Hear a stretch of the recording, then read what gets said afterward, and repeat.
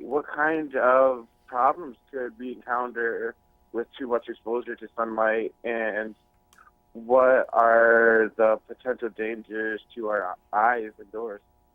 You know, there's a lot of different things. I don't know if a lot of people realize, I didn't, but your eyes can actually also get sunburned. So that can create a lot of short term and long term problems. But even Oh, indoors, as you said, we've got situations to contend with because of all the technology in our lives. We've got the laptop, we've got our phones, TVs. I mean, a lot of us are looking at screens on average 8.5 hours a day, which means that we're exposed to this potentially harmful blue light that can really damage our eyes. It can cause macular degeneration, retina damage. It can even mess with your sleep patterns because it suppresses the melatonin levels. yeah. I mean, like, when they're going on at night, it's hard to sleep and everything like that. So when it comes to sun protection, what are you seeing as the must-haves in eyewear this summer? Yeah, well, you know, a lot of the times it used to be that you would just try to invest in one pair of designer sunglasses that you thought maybe fit your face. But this year, it's all about self-expression and variety. So instead of just having that one expensive pair, it's about having almost like a whole wardrobe of sunglasses that you can use to reflect your personality. You know, change it up day to day, change up your mood, and just really so that you have a lot more options available. And I have some really fun ones here to show you. These over here are from Foster Grant. So pretty much everything on this table, with a few exceptions, is $30 and under. So falling right in that affordable and accessible category. One of the trends I really love are these oversized hippie bohemian round shades. I think those are really fun. I love aviators of all Yeah. kinds. Right here we've got item 8. These are a little bit of, I would say, like the fashionista variety. They're $60 and under, and they're for like the girl who's going to Coachella or some sort of upcoming music festival, and you want to wear the latest thing that you'd see in magazines, which are basically these kind of dusty pink colored shades or metallic colored lenses. So I'm definitely going to get myself a pair of those.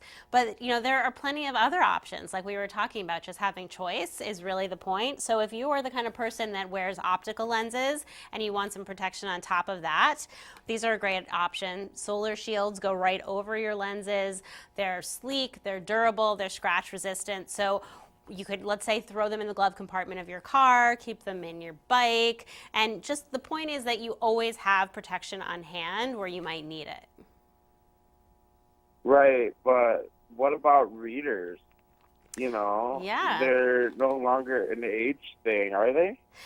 Readers are definitely not an age thing anymore. And, you know, I think the main reason for that is that there are so many more options, so many more stylish options. You know, it used to just seem like there were this like one style that you know get at the convenience store, and that was kind of it. But really, you can match all sorts of readers to, again, how you're feeling that day. You can have like a whole wardrobe of reader options. They come in multi-focus varieties, they're different magnification options. So there's just like a lot more for you that makes them more accessible. And I think, you know, even makes younger people more willing to admit that they kind of need them.